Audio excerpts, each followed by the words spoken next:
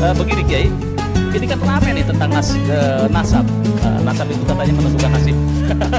Bahwa nasabnya klan Ba'alawi, ini menurut kajian kitab ya oleh salah satu seorang kiai, ini tidak tersambung, bahwa Syekh Ubaidillah atau Abdullah itu tidak tersambung dalam kitab tersebut sebagai putra dari Syekh Ahmad Muhajir, ya Al-Muhajir Isa, sehingga ke bawahnya atau ke atasnya terputuslah ke Rasulullah. Nah, di satu sisi juga ramai perdebatan. Anda sebagai terah Sunan Derajat, ya dari Sunan Derajat, termasuk juga Wali Songo gitu kan ya. Nah, Wali Songo juga dikatakan oleh sebagian orang bahwa terahnya Wali Songo, keturunannya Wali Songo ini terputus karena semuanya adalah perempuan. Kurang lebih 500 tahun ininya terputus. Nah, Anda kok diam saja ini? Ini bagaimana nih ceritanya? Ya biarin aja lah. Kita sendiri itu mulai dari, saya kan Muhammad Munawir, ya betul. Bin Muhammad Mawardi, Iya.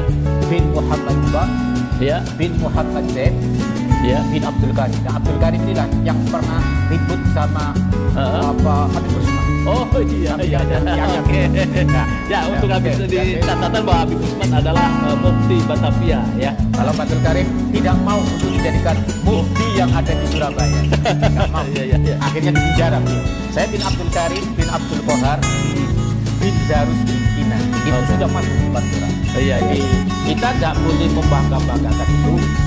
Paling lucu, saya dulu pada waktu kantor Rabiqatul Alawi itu ada di sana. Saya diajak ke sana. Betul. Saya diinterogasi. Saya katanya saya ini mengaku Habib. Padahal saya nggak pernah ngaku Habib. Boro-boro ngaku Habib. Gus saja saya nggak berani. Iya. Akhirnya di situ itu dikatakan bahwa saya diminta silsilah, saya sebutkan semuanya. Kamu ini nggak Habib, saya lucu. Lah siapa yang ngaku Habib? Katain bahwa Sunan Derajat itu Habib. Loh, ini siapa yang katain Habib? Sunan Ampel itu adalah Habib. Sunan Ampel itu menyerahkan katanya bahwa data-data anaknya ke Yaman. Ke Yaman itu ke mana? Ke Yaman, ke Robito katanya. Robito itu kan belum ada itu. Robito itu 1900. Kemudian Sunan Ampel itu 1500-an kan? Lah ya, iya, makanya kita itu kan nggak usah membangga-banggakan. Akhirnya saya tanyakan bahwa kami tidak pernah mengaku Habib, juga tidak mengatakan Sayyid. Gus juga saya kadang-kadang ada yang manggil Gus, ya silakan. Iya. Tapi saya lupa itu siapa yang mengajak itu. Saya pokoknya dipanggil ke sana. Saya kemudian bahwa Mbah Sunan Derajat itu kalau dikatakan sebagai Habib, makomnya nggak ada tulisan apa-apa. Oh gitu. Nggak ada. Di makomnya Mbak Sunan Derajat. Kita udah biasa masuk situ, itu udah biasa. Nggak ada tulisan. Nggak ada tulisan Sayyid macam-macam, nggak ada. Nggak ada. Ya. Oke, kalau Sunan Derajat itu ya, Sunan Derajat atau Sunan Ampel, itu masuknya ada yang mengatakan sebagian buku-buku ya, mengatakan bahwa jalurnya adalah ke Ba'alawi itu ya. Yang sebenarnya ini menurut catatan Anda dan keluarga, ini Sunan Ampel atau Sunan Derajat itu dari mana nih asal muasalnya, klannya? Jadi begini ya. Jadi Mbah Sunan Derajat itu punya anak Sidik. Dia itu kemudian daripada terah saya. Maulana Sidik. Maulana Sidik punya bapak nama Sunan Derajat. Sunan Derajat punya bapak namanya Sunan Ampel. Sunan Ampel namanya Ibrahim. Nah, Ibrahim kemudian menikahlah punya bapak namanya Jamaluddin Al-Akbar Al-Husaini yang kemudian dikenal namanya Jumadil Kubro. Oh iya. Ini ada Jumadil Kubro, ini adalah menantunya Sultan Turki, Sultan Muhammad I. Oke, wah subhanallah. Namanya Fatimah. Fatimah ya? Iya, tapi nggak pernah kita ngomong kita keturunannya Sultan Turki. Ya, itu. Gitu. Oh, jadi yang benar gitu dari terah ibu itu ke Kesultanan Turki. Ke Turki. Dari jalur perempuan itu sudah ada ke Turki dan juga ada ke Syekh Abdul Qadir Jailani. Oke, ya. Ini saya buka lo ya. Tapi betul. hal-hal ini bukan untuk kesombongan. Oke. Jadi seperti buku-buku ini ada beberapa perintah jangan dibaca oleh orang sembarangan. Anak saya saja nggak boleh saya membaca. Oke, ya. Kemudian dari jalur Bapak itu kemana itu? Samarkand. Ke Samarkand. Oh, ke Samarkand. Jadi tidak masuk ke Yaman ya jalurnya. Tapi kalau ada yang membuat itu ya biasa saja. Kita nggak protes. Jadi kemudian silsilah itu dari beberapa manuskrip yang ada begini ini banyak sekali buku-buku daripada keluarga Sunan Derajat yang menyatakan bahwa beliau adalah bukan dari Yaman. Tetapi mulai tahun 80-an itu kemudian dicantol-cantolkan kemana, dicangkok-cangkokkan ke Asmat Khan. Ya, kemudian bahkan kemudian tidak diakui.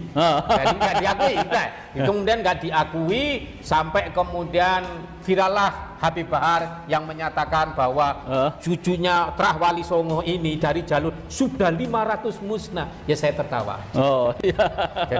Jadi kita itu nasab nggak terlalu kita bawa-bawa. Oke. Berarti apa dari jalur pihak Bapak itu ya? Itu kemana itu ke atasnya? Ke Uzbekistan, Cina, begitu.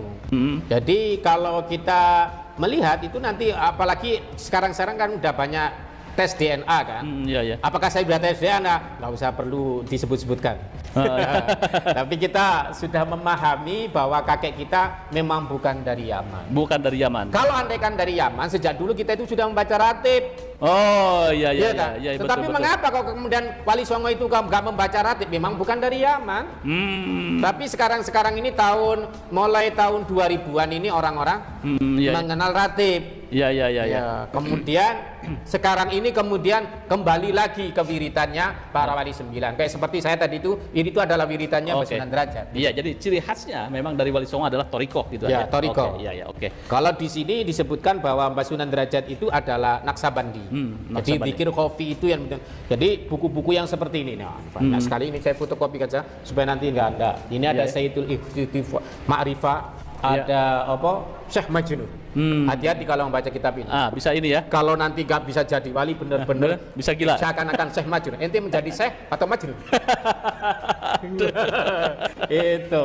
Jadi Masya Allah kalau kita melihat di fenomena di Indonesia ini membangga-banggakan nasab itu tidak bisa. Iya. Oke. Coba lihat kita. Ada anaknya tukang sate aja hafal Al-Quran bisa membaca kitab kuning. Di keluarga saya terutama dari Kiai Trahnya Kiai Haji Abdul Karim, jangankan bergerak Habib Sayyid, kita pakai emas aja nggak boleh. Oh gitu ya. Emas itu kan singkatan dari Maulana Sari. Bahkan Raden pun enggak. Oh jadi disembunyikan itu aja? Enggak boleh, karena dulu Mbak Abdul Karim ketika ribut sama tidak mau menjadi mufti di Surabaya dan wilayah itu, kemudian Mbak Abdul Karim kan kemudian dipenjara. Di penjara, setelah dipenjara itu dia menyembunyikan silsilahnya, semuanya istrinya yang merupakan cucunya Kanjeng Sepuh, keturunan daripada Mataram, itu gelar Raden dihilangkan. Menantunya semuanya keluarga Raden dihilangkan. Apalagi ngaku saya. Iya. Jadi mata 4 bukan Habib, bukan bukan Sayyid, bukan keturunan Rasul. Imam Syafi'i bukan, Imam Ahmad bukan, Imam Hambali bukan, Abu Hanifah. Tapi kita itu bermadhab kepada salah satu ini. Apa nggak malu? Iya. Imam Al-Ghazali. Bukan Sayyid. Bukan syarif, tapi keilmuannya bisa menandingi. Betul. Menandingi. Siapa yang nggak kenal kitab Ihya Ulumuddin? Apa nggak malu? Iya. Penggagas akidah Ahlussunnah wal Jamaah, Al-Maturidi, Al-Asy'ari, bukan keturunan Rasulullah SAW. Bukan itu terkonfirmasi. Bukan. Jadi yang menjadi yang terkonfirmasi sebagai ahli Sayyid atau Syarif kan Syekh Abdul Qadir Al-Jailani. Iya. Itu udah masyhur ya. Udah masyhur. Jadi kita itu nggak usah mengadakan nasab. Makanya Profesor Sulaiman Syihab mengatakan ya beda pandangan di pro dan kontra udah biasa. Apalagi ini adalah sebagai kajian ilmiah. Iya. Ayo kalau memang ini baru menghadapi Kiai Madri ya. Iya. Baru dari Dzurriyyah Wali Songo 1. Bagaimana kalau Dzurriyyah para kiai-kiai yang sangat besar itu kemudian juga meneliti. Untung saja ini nggak dibasul masail kan. Khawatir nanti kalau dibasul masail walhasil Iya. kan bahaya. Iya. Jadi kita itu seakan-akan dipaksa untuk mempercayai mereka